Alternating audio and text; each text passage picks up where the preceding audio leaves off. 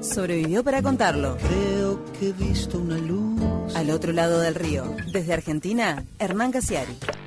A las 11:05 de la mañana nos vamos a Buenos Aires para saludar a Hernán Casiari. ¿Cómo te va, Hernán? Buen día. ¿Cómo va eso? Acá me parece que con mejor tiempo que ustedes, me Sí, parece. Acá está feo ahora y con viento aparte y todo nublado. ¿Cómo está por ahí?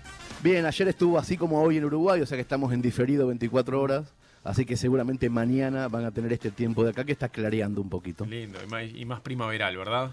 Un poco más primaveral, ya empezamos, a esta altura debería ser un hábito ya.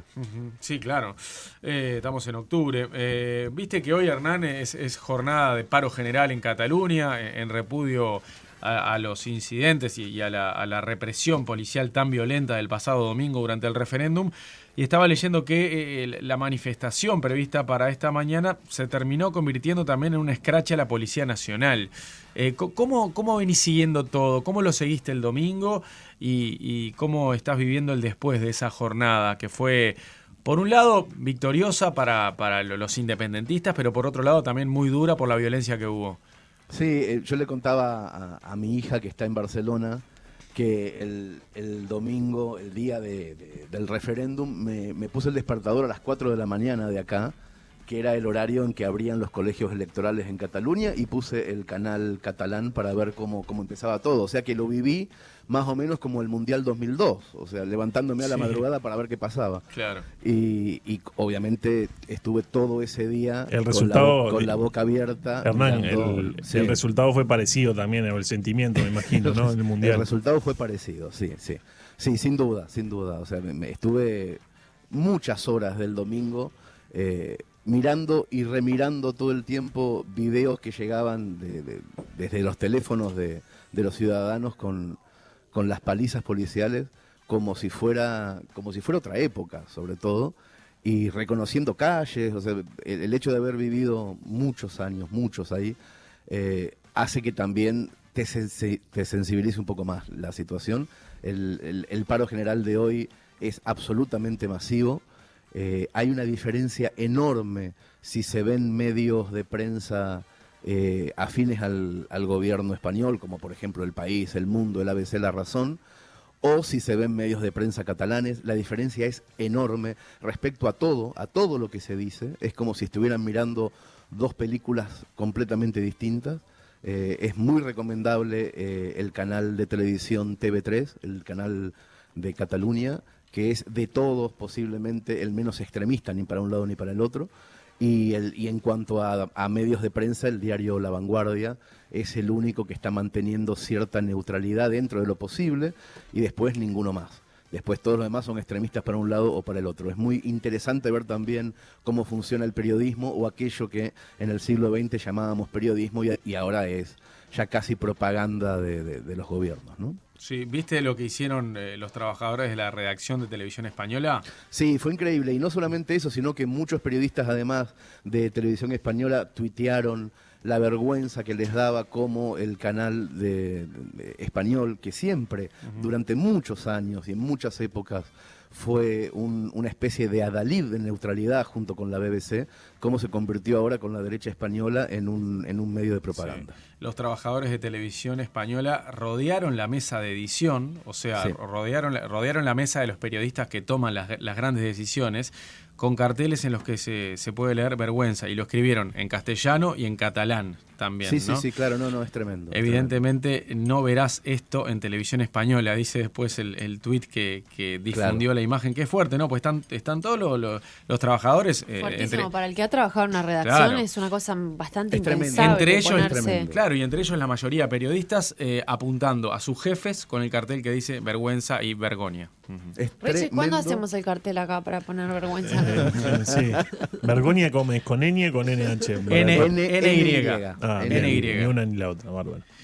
Vergoña, sí señor. Es muy interesante cuando podemos verlo de lejos, cuando podemos verlo no en nuestros países ni en nuestras sociedades, ver el funcionamiento de la prensa para después también quedar alertados de lo que puede estar pasando también en nuestras sociedades.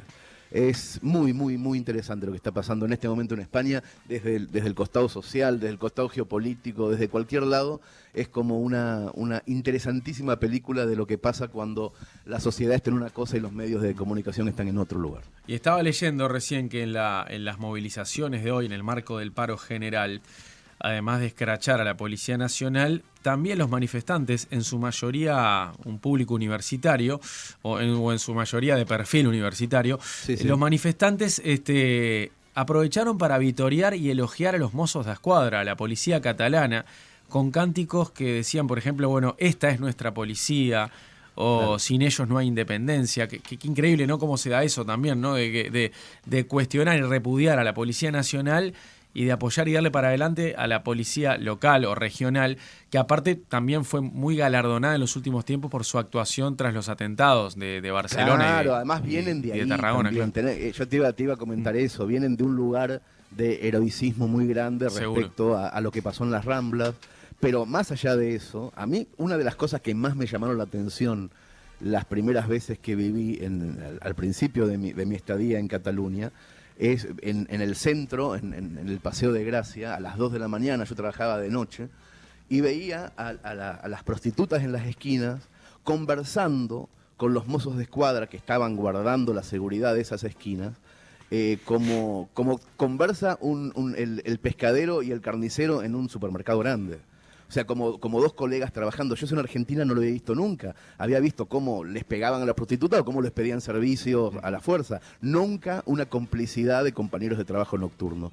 Esa sensación ha generado siempre el mozo d'Esquadra en Cataluña. Nunca tiene una visión el catalán como tenemos posiblemente nosotros con nuestras policías. Acá está el botón, el tira. Claro, se lo ve como un enemigo muchas veces. En ¿no? absoluto. En realidad tiene que ser un aliado tuyo. Sí. Nunca pasó con el mozo d'Esquadra y a mí siempre me llamó la atención latinoamericanamente esa complicidad con el ciudadano que no tienen obviamente con la Policía Nacional ni con la Guardia Civil. ¿Y te llegaste a poner triste el domingo? O sea, ¿te amargaste por momentos? Lo vi desde un modo un poco más estratégico. Cada vez que veía un palazo sabía que el mundo lo estaba viendo y sabía que era todo lo que necesitaba Cataluña para poder independizarse. O sea, nunca Cataluña va a poder independizarse por fuerza del voto del referéndum, porque siempre va a ser no vinculante, porque siempre va a ser minimizado desde el gobierno español. En cambio, lo que pasó el domingo, estratégicamente, es superador.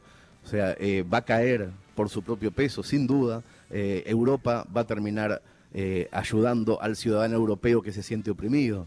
Entonces me parece que políticamente es mejor esto que pasó a cualquier otra cosa. Igual es difícil por ahora ese apoyo de Europa porque Carles Puigdemont, el presidente de la Generalitat, ya dijo, yo estoy dispuesto a frenar por el momento la declaratoria de nuestra independencia siempre y cuando el gobierno español esté dispuesto a una negociación con mediación internacional, buscando un poco el apoyo de Europa. Pero ahí después empezaron, con el paso de las horas, las potencias europeas empezaron a pronunciarse a favor de Mariano Rajoy y a decir, nosotros no reconocemos este referéndum, estamos a favor del gobierno de España y si algún Estado español o alguna región se independiza, automáticamente va a quedar afuera de la Unión Europea.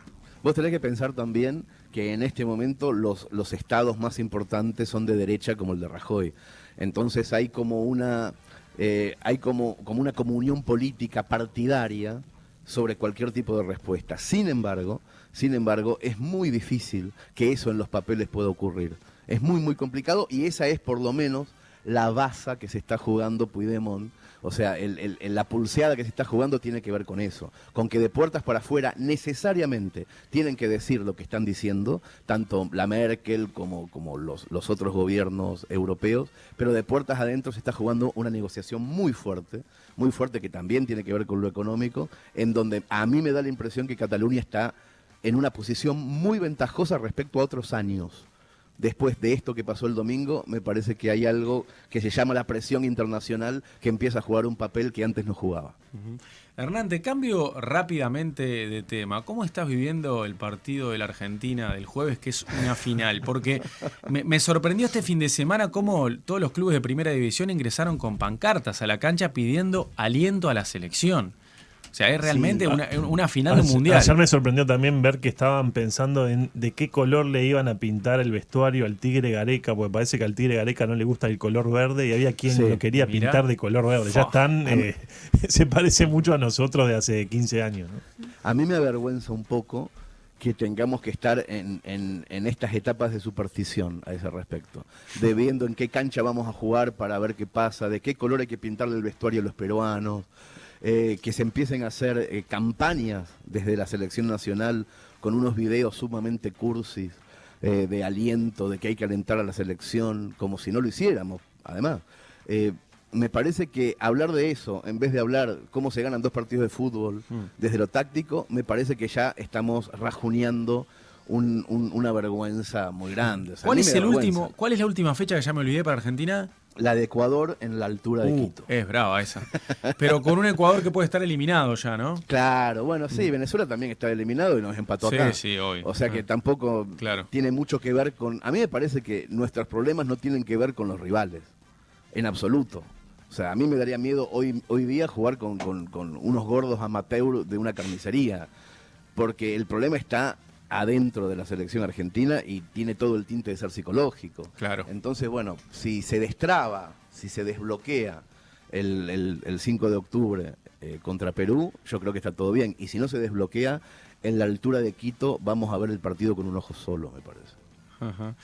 Hernán, cambiando de tema y metiéndonos un poco también en la historia, ¿cómo era quedarse solo en tu casa? ¿Cómo era quedarte solo en tu casa cuando tus viejos se iban? Bueno, tiene que ver también con los mundiales un poco, Sí. tiene que ver con eso. Quiero decir, la época del cuento del cuento que voy a contar hoy es muy cercana al año 86, que es cuando por última vez vimos a Argentina campeón, los que somos de este lado del charco. Y en esa época era una época en donde en la secundaria a mí por lo menos me iba muy muy mal y me dejaban solo cuando se iban de vacaciones en verano, me dejaban solo para que dé las materias que tenía que rendir. Y para mí quedarse solo en la casa sin los padres es, al mismo tiempo que ser invisible en el vestuario de las chicas, la situación más excitante de la adolescencia, era lo que más me gustaba en el mundo. No importa si la casa también es la casa propia, lo importante es llamar pronto a todo el mundo, a los amigos, a Chiri, al negro, a todos, y hacer fiestas interminables, de una casa vacía a la otra, y así hasta que no quedara ninguna casa en pie. En mi pueblo natal, de la provincia de Buenos Aires, en Mercedes, solamente nos quedábamos los peores en verano, los que no estudiábamos nunca en invierno, los que teníamos que rendir docenas de materias.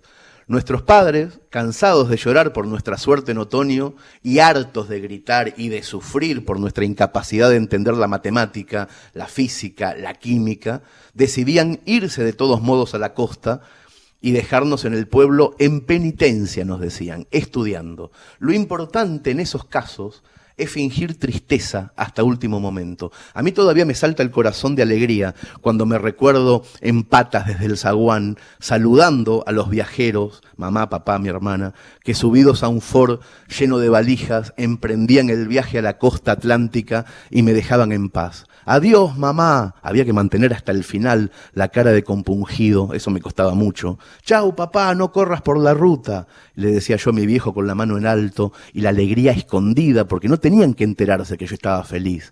Hasta la vista, simpática hermana menor, le decía yo a Florencia, y ella sabía que yo iba a ser feliz en breve, que iba a ser el dueño del mundo y de mi casa. Ella me odiaba desde la calurosa ventanilla, pero no podía decir nada. Mi hermana esperaba su turno de libertad, que llegaría 2 años después. Por eso no levantaba la perdiz, ni me delataba, aunque le hubiera encantado aguarme la fiesta y decir, mamá, papá, ¿no te das cuenta que el idiota está contento? Pero se mordía la lengua, no lo decía. El auto se iba haciendo chiquitito por la esquina de la calle de mi infancia y mi mano seguía en alto desde la vereda. Una vez que el Ford se convertía en un punto sin forma, yo cambiaba el gesto de mi cara y bajaba la mano. Esa era la señal, bajar la mano. Entonces todos mis amigos se descolgaban de los árboles, se tiraban de los techos o aparecían por abajo de las alcantarillas. Traían bolsas de dormir, damajuanas de vino tinto, 2 mudas de ropa, una bolsa de porro. Chiri además siempre traía un palo en la mano, un palo grande de árbol, porque quería ser el primero en romperle un florero a mi mamá. Esas temporadas hubieran sido perfectas, pero siempre había 2 enemigos al acecho que también se quedaban en Mercedes. la abuela Chola y Mabel. Mi abuela tenía llave de casa y vivía a la vuelta. Era la mismísima representación de la policía. Podía aparecer siempre, a cualquier hora, sin previo aviso, de día o de noche. Y Mabel era la señora que venía a limpiar los lunes a las 7:30 de la mañana, justo cuando la fiesta del domingo empezaba a ponerse buena. No teníamos una estrategia muy clara para librarnos de estas dos mujeres, sobre todo porque vivíamos borrachos y era imposible actuar con lucidez. A la abuela Chola, por lo general, decidíamos trabarle la puerta desde adentro para que no pudiera entrar. Ella nos espiaba desde la ventanita de la puerta, veía fragmentos del caos, pero el resto se lo tenía que imaginar. ¡Abrime, nene!, me decía, tratando de hacerse oír por encima de la música y de los gritos. «Volvé después, abuela, que estamos estudiando», le decía yo, apareciendo desde algún lado con un gorro militar en la cabeza. «Ni bien llame tu padre, se va a enterar». Siempre decía lo mismo, era su última frase implacable. En cambio, la llegada de Mabel, la señora que limpiaba, aunque inoportuna, era muy necesaria. Alguien tenía que limpiar toda la mugre del fin de semana, fregar los vómitos, quitar las manchas en las sábanas, airear el olor a encierro, y estaba clarísimo que no íbamos a ser nosotros. Entonces yo decidía dejar abierta la puerta los lunes a la madrugada para que la señora entrara a hacer la cocina y repasar el baño, porque a nosotros nos daba mucho asco. El verano del año 86, uno de mis mejores amigos, mientras yo dormía, despidió de su empleo a la doméstica. Mabel no quiso venir nunca más. En marzo, mi madre fue hasta su casa a preguntarle por qué estaba tan ofendida y Mabel le dijo, porque un amigo de su hijo me echó, señora Chichita. Nunca le dijimos a mi madre quién había sido el que después de 9 años de servicio había echado a la empleada de nuestra casa, pero ya es hora de que mi madre lo sepa y voy a aprovechar que ella escuche esta columna que hago los martes para Todo Pasa. No voy a decir el nombre completo de la persona que echó a la empleada, pero es alguien que después se casó con mi hermana. No voy a decir más que eso. El regreso de los Casiari, 15 o 20 días después, resultaba siempre problemático. Ellos llegaban con alfajores, bronceados, felices, deseando encontrarse con sus camas, su baño, con sus cosas, y la cara se les iba descomponiendo de angustia mientras interpretaban el desastre. «¡Mamá!», gritaba mi hermana, «mi diario íntimo está abierto». Y mi papá decía, «la caja fuerte también». Y mi mamá preguntaba, «¿dónde está Hernán?». Pero yo no estaba. Por suerte los padres de Chiri se tomaban siempre la primera quincena de marzo de vacaciones y las fiestas se trasladaban a su casa. Y todos nos íbamos a emborrachar ahí. 15 días más de libertad y de sano esparcimiento. Mis problemas verdaderos empezarían siempre el 15 de marzo, otro año más de escuela, la citación del servicio militar, volver a ver la cara de mis padres que estaban dispuestos a matarme y sobre todo esa sensación de que se estaban empezando a terminar las grandes aventuras de la vida. Y yo le decía a mis camaradas, se terminó el verano en estas tierras, amigos. Vuelvan a los árboles, papá y mamá han regresado, estoy escuchando de vuelta el ruido del garage.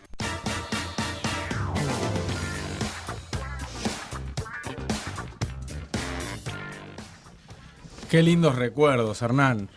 Lindos y lejanos, Sí. y sobre todo lejanos. Sí, me hiciste revivir esos momentos de quedarse solo en Están la buenísimos. casa. y Es disfrutar maravilloso, es maravilloso. Creo que en mi esa- casa a yo mí- no lo estuve tanto, pero sí en la casa de un novio, ponele. Porque mis Ah, padres mirá. no Está se muy bien, iban de está vacaciones y muy me bien. dejaban a mí. Era como que Tampoco- si había vacaciones tampoco te familiares veo- me iba con ellos. Tampoco te veo, Majo, mucha cara de llevarte muchas materias y cosas por el estilo. No, Tenés cara de estudiosa, ¿viste? eso seguro sí, que sí. no, obviamente. Sí. Cara de traga, decirlo, sí, totalmente. No quiero usar terminología, pero, bueno, Pero- más o menos es una sensación. Sí, es verdad, totalmente cierto. Pero Claro. igual siempre tuve mala conducta, siempre era bastante fatal igual, a pesar de eso. Entonces la libertad me podía jugar una mala pasada. Pero podía ser en casa propia o en casa ajena, pero era maravilloso. Era una Esa sensación sensación de casa sin adultos era. Pero aparte también no era necesario que fuera durante todas las vacaciones, podía ser en un fin de semana. A mí me pasó muchas veces Claro. durante fines de semana y era divino. Hay una cuestión territorial ahí de estar usando, no sé, el sillón que usa tu suegro o el espacio de la cocina o de un lugar de televisor que usa tu padre. O la Eso- cama, decilo. decilo. La cama No, grande, vos sabés claro. que ahí La cama no, grande no, también. vos sabés que ahí no llegué. Conozco muchas anécdotas, Ah, pero yo sí. No, es uno de los ahí no primeros llegamos. lugares que, Sí. que colonizás. Sí, y es mucho más divertido en casa ajena, también. claro, totalmente. Sí, Pero no, sí, sí, no, sí. eso no lo hice. Pero te conozco mucho. Sí, otro podría decir, y es mucho más divertido con mujer o con hombre ajeno también, ¿no? En También, casa sin ajena. duda, en todo ajeno. Más adrenalina. Hernán, vas a venir a la Feria del Libro y vas a estar con Daniel Mella, ¿verdad? Voy a estar disfrutando mucho de la compañía de Daniel Mella el sábado a la tarde en la Feria del Libro y el domingo, esta vez solo, voy a estar leyendo cuentos también en el mismo salón azul de la Feria del Libro. Así que a los que tengan ganas de estar por ahí, que seguramente irán por otras razones, si se llegan a cruzar con alguno de estos dos eventos, no se hagan los distraídos y den una vuelta para que no queden las butacas vacías sobre todo. Perfecto. ¿Está germinando algo de la próxima edición de Orsay? Sí, estamos trabajando, pero estamos, digo yo, si me llegan a escuchar mis compañeros, están trabajando ellos con mucha fuerza ya en la edición de textos. Mira. Supongo que a mediados de noviembre la revista va a estar otra vez en manos de sus lectores. pero Queda muy poco entonces. Queda poco y como director estoy bastante preocupado por los tiempos escasos que nos quedan y la enorme labor que hay que hacer todavía. Pero bueno, esa es la parte divertida del trabajo, justamente, el contrarreloj del final. Perfecto. Te mandamos un abrazo, Hernán. Muchas gracias. Un abrazo. Hablamos del martes. Dale. Saludos. Chau, chau. De 9 a 12. Todo pasa. Periodismo, historias, entretenimiento. Todo pasa en las mañanas de Océano.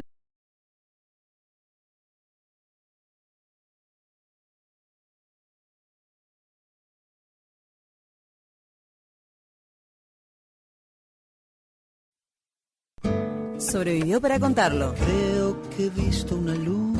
Al otro lado del río. Desde Argentina, Hernán Casiari.